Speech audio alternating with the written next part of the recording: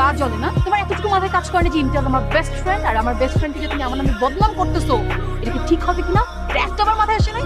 তুমি আমার সাথে আই এম সরি ভুলে গেছি। এরকম করতেছি কেন? মানে কি করবো আমি তোমার সাথে? কি করবো? আরে আশ্চর্য ব্যাপার, কি বলো? আমি তোমার বয়ফ্রেন্ড। বয়ফ্রেন্ড? বয়ফ্রেন্ড হিসেবে তুই কি করিস? তুমি আমার সম্মান কি শেষ করে দিচ্ছ সবার সামনে এখানে?